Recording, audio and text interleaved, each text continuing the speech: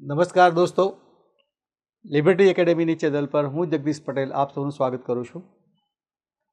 દોસ્તો, બેંક અને staff selection commission આ એવા બોર્ડ છે કે જે લોકો દર વર્ષે બંને બોર્ડ જાન્યુઆરી મહિનામાં પોતાનું 2025માં અથવા 2026માં 2027માં કઈ પરીક્ષાઓ લેવાના છે આખા વર્ષનું કેલેન્ડર દર વર્ષે મૂકી દેતા હોય છે. 2025નું કેલેન્ડર જાન્યુઆરીમાં મુકાઈ ગયું હતું. બેંકનું પણ મુકાઈ ગયું હતું અને સ્ટાફ સિલેક્શન કમિશનનું પણ મુકાઈ ગયું હતું. પણ દોસ્તો, આ વખતે એવું થયું કે બેંકવાળાને પણ નવું રિવાઇઝ કરવું પડ્યું અને સ્ટાફ સિલેક્શન કમિશનવાળાએ પણ કેટલુંક રિવાઇઝ કર્યું. એટલે કે એ પ્રોગ્રામ જે હોય ટેન્ટેટિવ હોય છે, પણ દર વર્ષે એ નક્કી જ હોય છે. પ્રોગ્રામ આ રીતે મુકાતો હોય ને એ રીતે પરીક્ષાઓ લેવાતી પણ હોય છે. એકાદ અઠવાડિયું આગળ પાછળ હોઈ શકે, પણ આ વખતે ઉલટું થયું છે. આ કેલેન્ડર રિવાઇઝ થયું છે. એ મુજબ જોઈએ તો તમે જુઓ છો, આ નવું કેલેન્ડર થયું, રિવાઇઝ ટેન્ટેટિવ કેલેન્ડર થયું. એટલે કે પહેલાં જૂનું જે કેલેન્ડર હતું એમાં એવું હતું કે આ આરઆરબી અહીંયા આઈબીપીએસ બે પ્રકારનું પરીક્ષાઓ લે છે. એક તો આઈબીપીએસ પોતે પબ્લિક સેક્ટર બેન્કો અને બીજી આરઆરબી. આરઆરબી એટલે રિજિયોનલ રૂરલ બેંક, ગ્રામીણ બેન્કોમાં ભરતી, એ આરઆરબી છે. અને બાકીની જે રહ્યું એસબીઆઈ અને આરબીઆઈ સિવાયની જે ગવર્મેન્ટ બેન્કો થઈ, જેમ કે bank of Baroda, Punjab national bank, Canara bank, આ બધી જે પરીક્ષાઓ થઈ, આ સિન્ડિકેટ બેંક થઈ, આ બધી બેન્કો જે થઈ એ માટેની એ that is called public sector bank. તો પબ્લિક સેક્ટર બેંકમાં કોમન રિક્રુટમેન્ટ પ્રોસેસ એ પીઓ માટેની પણ છે અને બીજું ક્લાર્ક માટેની પણ છે. અહીંયા 3 પ્રકારની પોસ્ટો છે.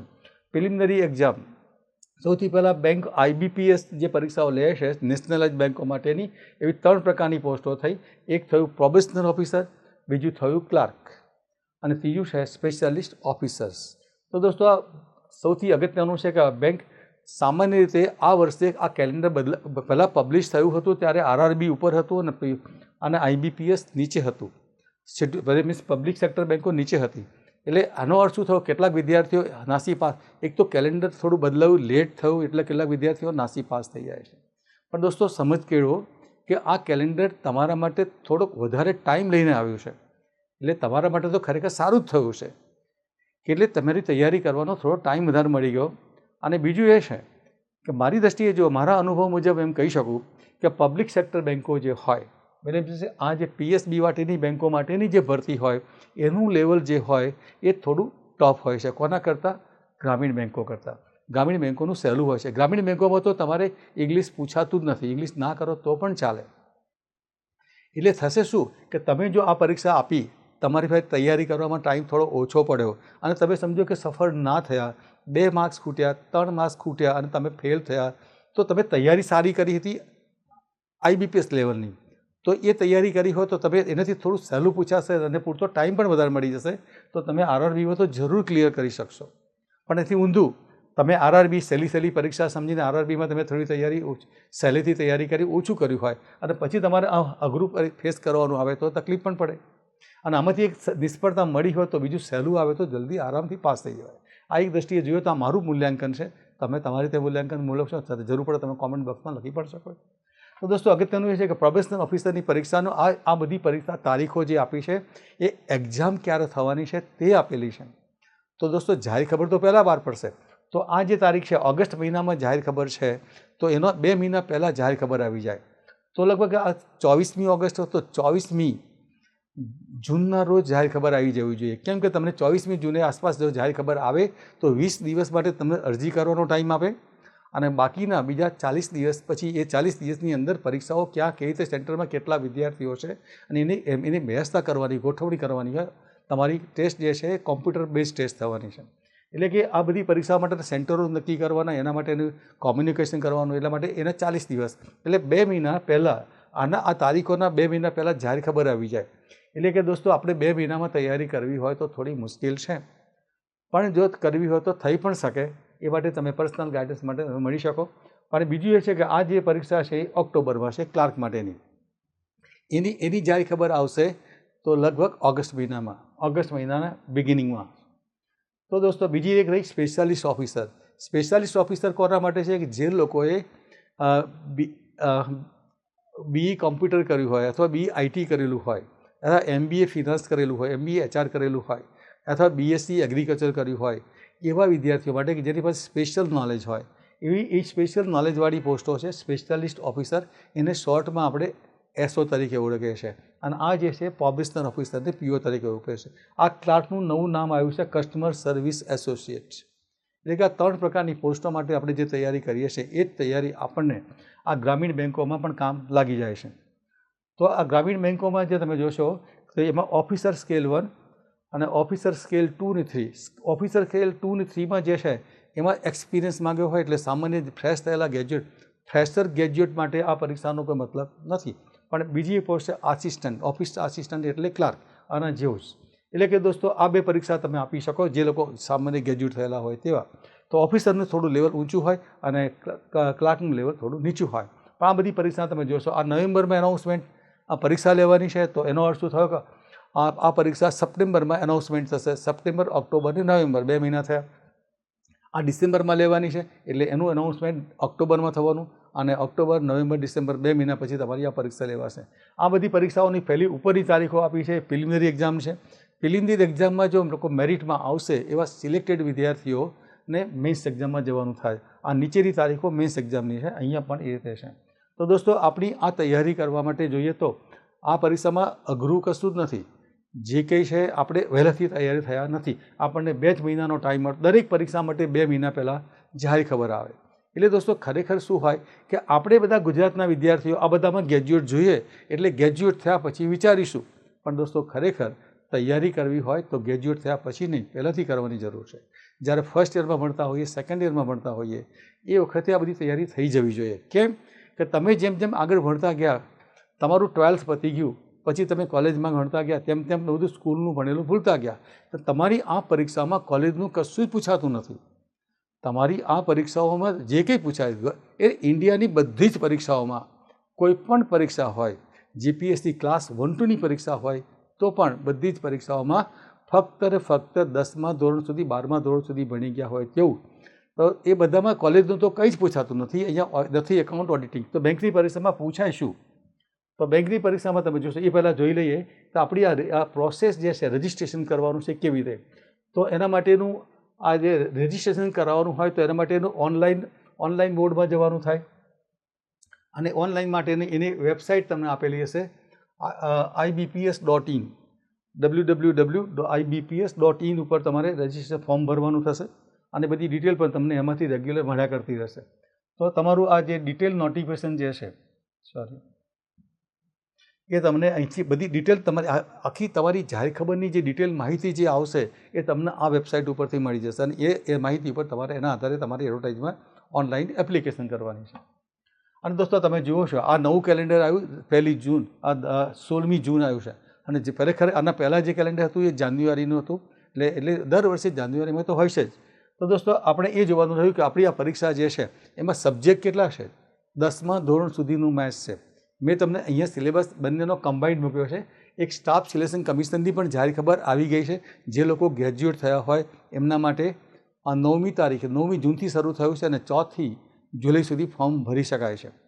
અને બીજું જે એક સ્ટાફ સિલેક્શન કમિશનની એવી 3 પરીક્ષાઓની જાહેર ખબરો આ જૂન મહિનામાં એનાઉન્સ થવાની હતી.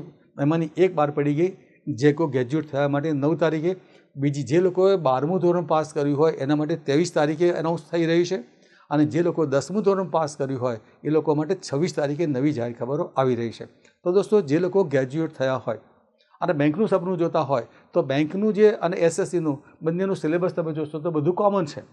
ફક્ત એસએસસીની જે પરીક્ષામાં હોય એવા લાલ કલરના જે ટૉપિક છે એટલા 8-9 ટૉપિક તમારે નવા કરવાના છે જે એસએસસી માટે છે.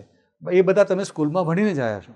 અને એમાં તો કેટલાક ના કરો તો પણ ચાલે. તમારી આ પરીક્ષા જે છે એમાં કેટલાક તમે ઓપ્શનમાં છોડી શકો. એટલે મીન્સ તમારો ટાઈમ, આખી ટેસ્ટ ટાઈમ મેનેજમેન્ટની છે એટલે તમારો ટાઈમ થોડો ખૂટવાનો જ છે. તો એ વખતે તમે આ બધા કોઈ ટૉપિક તમે આ 2 ટૉપિક ના કરો તો ચાલી જાય. તો પ્રશ્ન એટલો જ છે કે બાકી તમારું જે એસએસસીમાં જો બેંકનો સિલેબસ બધો જ એસએસસીમાં કામ લાગી જાય છે. તમારી બેંકની તૈયારી કરેલી હોય બધું તમારું કોમન છે. જે રાઈટ બંનેના જે ગ્રીન કલર છે એ બંનેમાં કોમન છે. તો દોસ્તો આજે તમે ટૉપિક બધા જુઓ છો તો સ્કૂલના જ છે. તમે 10મા ધોરણ પછી કેલ્સી વાપરવાનું શરૂ કર્યું છે અને તમે બધું ગુણાકાર, ભાગાકાર, સરવાળો, સ્પીડ બધું ઘટી ગયું છે. એટલે શક્ય હોય તો કોલેજમાં પૂરું કર્યા પછી તો ઘણું બધું ભૂલી જવાશે. એના કરતાં બેટર કે તમારું કોલેજ ચાલતું હોય એ વખતે જ આ બધી તૈયારી કરવી જ જરૂરી છે. અને જે લોકો ગ્રેજ્યુએશન કરી નાખ્યું હોય એ લોકો પણ પ્રેક્ટિસ કરે તો એને પણ સ્પીડ આવી શકે છે. બીજું આ સિવાય બીજો સબ્જેક્ટ છે રિઝનિંગ.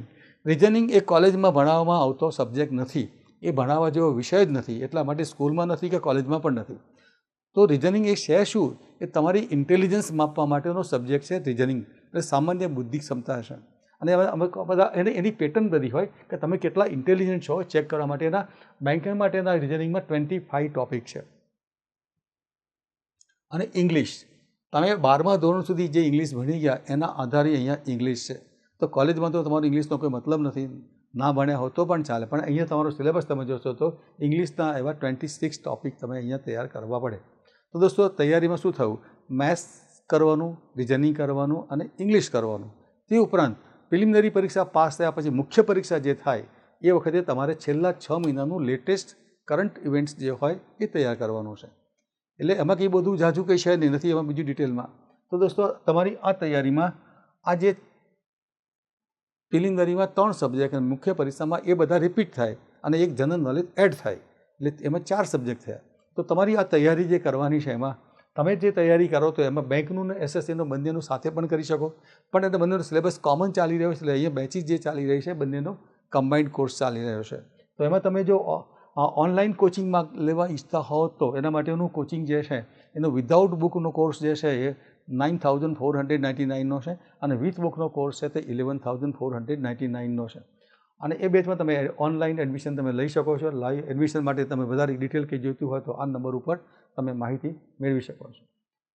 તો દોસ્તો અગત્યનું એ છે કે હવે આપણે જોઈએ જે લોકોને ઓફલાઈન, કેટલાક વિદ્યાર્થીઓ ઓફલાઈન પણ અનુકૂળતા મુજબ જોતા હોય કે અને પોતાની ટાઈમ ફ્રી હોય અને અનુકૂળતા હોય તો અને રૂબરૂમાં ફેસ ટુ ફેસ ભણવાની મજા આવતી હોય એવા વિદ્યાર્થીઓ માટે અહીંયા આપણી લિબર્ટી કેરિયર એકેડેમીની જે ઇન્કમટેક્સ ઓફિસ છે એના સેન્ટર ઉપર તમને આ બેંક અને એસએસસીનું કમ્બાઇન્ડ કોચિંગ ચાલી રહ્યું છે.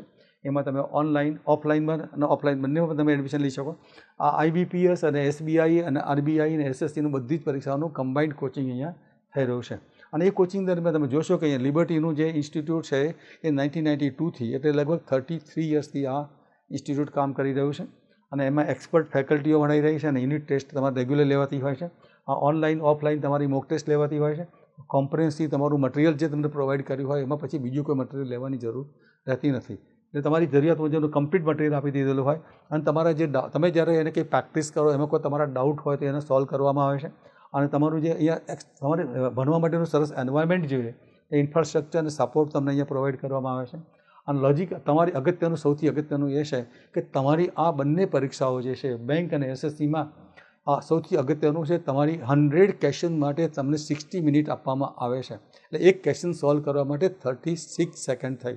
અને એમાં રિઝનિંગ અને મેથ્સના ક્વેશ્ચન જે હોય 36 સેકન્ડમાં કરવા અઘરા હોય છે. એટલા માટે દોસ્તો તમારી પાસે શોર્ટકટ મેથડ જરૂરી છે. પણ નોટ ઓનલી શોર્ટકટ તો કેવી રીતે થાય છે કે ફોર્મ્યુલા બેઝ થાય છે. તમે બજારમાં યુટ્યુબમાં બજારમાં પુસ્તકોમાં જોશો તો જ્યાં જો પુસ્તક ઉપર જ લખેલું હોય ફોર્મ્યુલા બુક, દોસ્તો ફોર્મ્યુલા કેટલી યાદ રહે? તમને ઘડિયા યાદ નથી રહેતા તો ફોર્મ્યુલાઓ કેટલી યાદ રહેવાની? એટલા માટે દોસ્તો ફોર્મ્યુલામાં ચક્કરમાં પડવાની જરૂર નથી.